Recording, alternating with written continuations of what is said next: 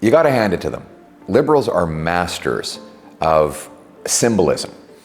See, in the recent election, to convince people that they were no longer the party of reckless spenders, they abruptly replaced a leader who looked like a reckless teenage trust fund baby with a stern-looking banker.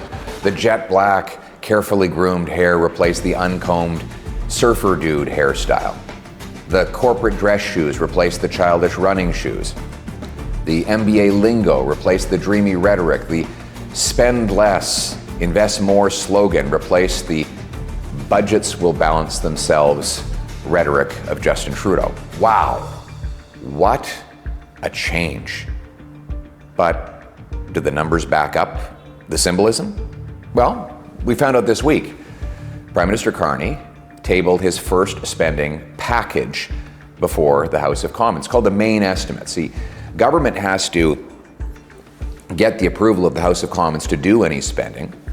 So they put forward this package, and it will stack up against the previous Trudeau spending. And to be fair, Mr. Carney's spending is not as bad as Trudeau's.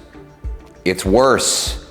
To start with, we know that he inherited a morbidly obese Liberal government, and he promised to, quote, spend less, but his first spending bill will increase costs by 8% more than Trudeau did in his last year in office. Let's get this straight.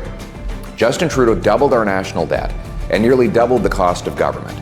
And Mark Carney was elected to bring those costs down, and in the first year after taking office, the year when you would expect him to take action against those out-of-control costs, he actually increased them by 8%. In fact, the spending will grow almost 3 times faster than the combined rate of inflation and population growth. It is a $500 billion spending bill with no budget.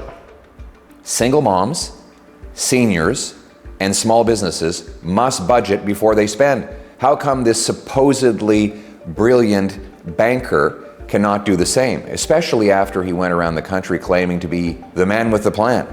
And no, this new spending is not, quote, investment, as he likes to say.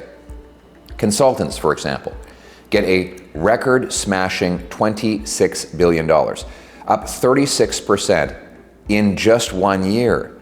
That's over $1,400 for every household in Canada in federal government consultants for the coming year. Spending on bureaucracy is up 6% to $63 billion. Again, almost doubling the pace of inflation and population growth.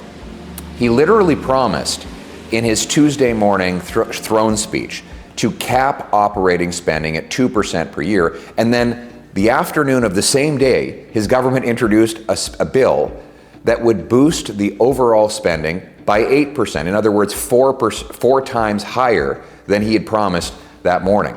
Liberals changed the face at the top. You know, they plagiarized conservative economic speeches and messages.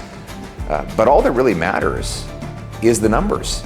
And the numbers don't lie. This is the same Liberal spending by the same Liberal team, which will bring the same Liberal debt, Liberal inflation, and Liberal taxes. It will mean our youth are still unable to afford homes, mothers lined up at food banks, seniors choosing between eating and heating.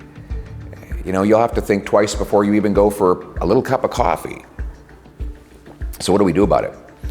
Well, Conservatives are going to use our increased numbers in the House of Commons. We got an extra 24 seats and 2.4 million votes to fight for a lower cost government and more money in your pocket. We want cuts to bureaucracy, consultants, corporate welfare, foreign aid, and other wasteful spending to bring down debt, taxes, and inflation. We'll put hard caps on government spending. Instead of printing money, we'll empower Canadians to produce more of the stuff money buys: energy, homes, food, and more. That will bolster purchasing power with bigger paychecks that retain their buying power. We want to put you back in charge of your life and your money. We don't need a change in hairstyle in Canada. Not a new suit or a nice pair of shoes or even a fancy resume. What we need is a change in direction.